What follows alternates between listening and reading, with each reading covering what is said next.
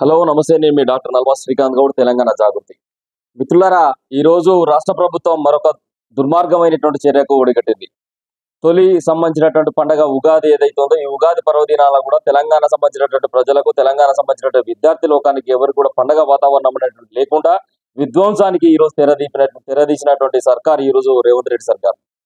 University of Hyderabad హెచ్యు ఏదైతే ఉందో, హెచ్యు సంబంధించినటువంటి భూముల అక్రమార్జనలో భాగంగా అక్కడ ఉండబడేటువంటి 400 ఎకరాలను ఈ రోజు వేలం వేసేసి, ఆ వేలం ద్వారా 25,000 కోట్ల రూపాయల సంపాదనను ఈ రోజు సంపాదించుకోవడం కోసం తప్పుడు హామీలు ఏదైతే ఈ రాష్ట్ర ప్రభుత్వం ఇక్కడ ఉన్నటువంటి తెలంగాణ ప్రజానీకానికి ఏమైతే ఇచ్చిందో, ఆ హామీలను నెరవేర్చుకునే క్రమంలో సంపద సృష్టించడం చేతగానేటువంటి రేవంత్ రెడ్డి సర్కార్ ఈ రోజు హైదరాబాద్ సెంట్రల్ యూనివర్సిటీలో ఉండబడేటువంటి ఒక భూముల తెరువు పోయి, ఆ భూములను ఈ రోజు తీసుకపోయి ఏదైతే కార్పొరేట్ కు దారాదత్తం చేసేసి వేలం పాట ద్వారా అక్రమార్జన ఆర్జించాలని చెప్పేసి ఈ రోజు రేవంత్ రెడ్డి సర్కార్ కంకణం కట్టుకున్నది.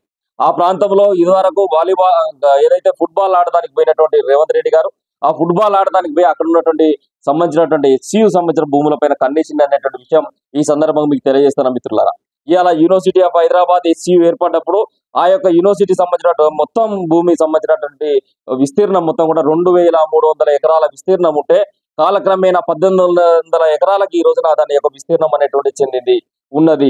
ఈ 1,800 ఎకరాలలో ఈ రోజు రాష్ట్ర ప్రభుత్వం ఎట్లాంటి యూనివర్సిటీ పర్మిషన్స్ తీసుకోకుండా ఏకపక్షాన నిర్ణయం తీసుకొని ప్రైవేటు వ్యక్తులకు 2006లో కేటాయించినటువంటి భూమిని కోర్టు ద్వారా మేము దీన్ని పొందినమని చెప్పేసి ఆ భూమికి సంబంధించినటువంటి ప్రాథమికమైనటువంటి సర్వే అనేటువంటిది ఏది కూడా నిర్వహించకుండా, యూనివర్సిటీ అధికారులకు తెలియజేయకుండా, యూనివర్సిటీ డిఓ కానీ, వైస్ ఛాన్సలర్ కానీ, రిజిస్ట్రార్ కానీ ఎవరికి కూడా తెలియజేయకుండా ఆ ప్రాంతాన్ని ధ్వంసం చేసేటువంటి హక్కు నీకు ఎవరిచ్చిల్లు రేవంత్ రెడ్డి అని చెప్పేసి ఇవాళ యావత్ విద్యార్థి లోకం, అక్కడ ఉన్నటువంటి ఉద్యమకారులు, అదేవిధంగా అక్కడ ఉన్నటువంటి విద్యార్థి లోకం, ఉద్యోగులు అందరూ కూడా జేఏసీగా ఈ రోజు ఏర్పడి వాళ్ళ యొక్క భూమిని కాపాడుకునేటువంటి విధానానికి ఈ రోజు ఉగాది పండుగ రోజు శ్రీకారం చుడితే, వాళ్ళను కుక్కలు నేర్చుకోపోయినట్టు ఈ రోజు వాళ్ళ బట్టలు, ఆడపిల్లలకు సంబంధించిన బట్టలు జినుకుతున్నా గానీ అవన్నీ కూడా పట్టించుకోకుండా వాళ్ళని ఈడ్చుకపోయి ఈ రోజు రాయదుర్గము, కొల్లూరు, అదేవిధంగా రామచంద్రాపురం, గచ్చిబౌలి పోలీస్ స్టేషన్ లో అక్రమంగా అరెస్ట్ చేసినటువంటి దుర్మార్గమైనటువంటి సర్కార్ ఈ రోజు రేవంత్ రెడ్డి సర్కార్. ఇలా సుమారు 200 మంది విద్యార్థులను మీరు అరెస్ట్ చేసిండ్రు. ఈ యొక్క భూముల్లో అసెంబ్లీ సాక్షిగా నువ్వు చెప్పినవుగా రేవంత్ రెడ్డి, జీవ వైవిధ్యం అనేటువంటిది అక్కడ ఏమున్నాయా, అక్కడ ఏమైనా పులులు ఉన్నాయా, సింహాలు ఉన్నాయా, లేకపోతే జింకలు ఉన్నాయా, నెమళ్ళు ఉన్నాయా అని చెప్పేసి. ఈ రోజు అక్కడ జింకలు ఉన్నాయి, ఈ రోజు అక్కడ నెమళ్ళు ఉన్నాయి. ఈ యొక్క బుల్డోజర్ల ద్వారా అర్ధరాత్రి నువ్వు ఎట్లాంటి తప్పు చేయని వ్యక్తి అయితే అర్ధరాత్రి ఈ యొక్క బుల్డోజర్లను, వందల సంఖ్యలోని బుల్డోజర్లు ఎందుకు పంపించినావు? పోలీసుల సంరక్షణలోను ఆ యొక్క భూములను ఎందుకు చెరబట్టాలనుకున్నావు? ఈ రోజు నీవు తీసుకుపోయి బుల్డోజర్లతోని దాడి చేస్తూ అక్కడ ఉన్నటువంటి వృక్ష సంపదను, అరుదైన జాతికి సంబంధించిన వృక్షాలను నెలకొరుస్తుంటే, ఆ పక్షుల యొక్క అరుపులు, ఆర్తనాదాలు, ఆ జింకల యొక్క భయాందాలను, ఆ నెమళ్ళ యొక్క ఏదైతే అరుపులు ఉన్నాయో ఇవన్నీ కూడా ఈ రేపు రోజున కాంగ్రెస్ ప్రభుత్వానికి తాకుతాయి. ప్రకృతిని వినాశనం కోరుకున్నటువంటి వ్యక్తి ప్రకృతిలోనే కలిసిపోయినట్టుగా కాంగ్రెస్ కూడా ప్రకృతి సంబంధించి మూగజీవాల సంబంధించినటువంటి విధ్వంసానికి కోరుకున్నది. ఈ విధ్వంసం అనేటువంటిది ఖచ్చితంగా కాంగ్రెస్ పార్టీకి తాకకపోదు. ఏదైతే రాత్రిళ్ళు పశువులు, పక్షులు వాళ్ళ ఆర్తనాదాలు చేసుకుంటూ ఆ యొక్క అరుపులన్నీ వినిపిస్తుంటే ఇవన్నీ కూడా హృదయ విదాకరంగా ఉన్నాయి. దీన్ని అడ్డుకున్నటువంటి విద్యార్థులను తీసుకుపోయి నువ్వు జైలపాలు చేసినటువంటి వ్యక్తివి రేవంత్ రెడ్డి. తస్మత్ జాగ్రత్త. ఈ సందర్భంగా తెలంగాణ జాగృతి తరపున నిన్ను హెచ్చరిస్తున్నా. ఆ ప్రాంతంలో ఏదైతే మన పికాక్ లేక్ అని చెప్పేసి ఒక లేక్ అనేటువంటిది కూడా ఆ ప్రాంతంలో ఉన్నది.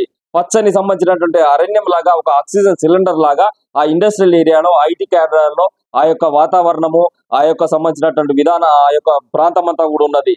కానీ అక్కడ అదేవిధంగా మష్రూమ్ రాక్స్ అని చెప్పేసి, మష్రూమ్ రాక్స్ అంటే ఈ రోజు పుట్టగొడుగుల ఆకారంలో ఉండబడేటువంటి అరుదైన శిలాజాలు, శిలా సంబంధించినటువంటి వనరులు అక్కడ ఉన్నాయి. వీటన్నిటిని విధ్వంసం చేసి ఏం చేద్దాం అనుకుంటున్నావో దయచేసి చెప్పాల్సినటువంటి అవసరం ఉన్నది. ఈ రోజు కళ్ళబొల్లి హామీలు ఇచ్చి తెలంగాణ ప్రజలను మోసం చేసేసి ఈ రోజు తెలంగాణలో ఉండబడేటువంటి తెలంగాణ సహజ వనరులను, తెలంగాణ సంబంధించిన ప్రజల ఆస్తులను దారాదత్తం చేసేసి వాటిని కార్పొరేట్ కమ్మేసి ఈ రోజు హామీలను నెరవేర్స్తా అని చెప్పేసి నువ్వు అనుకుంటే మాత్రం నిజంగా నువ్వు పొరపాటు చేసినట్టే, పప్పుల కాలేసినట్టే. అతి తొందరలో తెలంగాణ ప్రజానికం, తెలంగాణ సంబంధించినటువంటి యావత్ ప్రజానికం చేతిలో నువ్వు ఖచ్చితంగా నీకు చర్మగీతం పాడే రోజు వస్తుంది, నీకు పాడగట్టే రోజు వస్తుంది అని చెప్పేసి ఈ సందర్భంగా రేవంత్ రెడ్డిని హెచ్చరిస్తూ తక్షణమే ఆ యొక్క 400 ఎకరాల సంబంధించినటువంటి భూ సంబంధించినటువంటిది ఏదైతే మీరు చేస్తున్నారో, ఆక్రమించే ప్రయత్నం చేస్తున్నారో దాన్ని తక్షణమే నిలిపివేయాలి.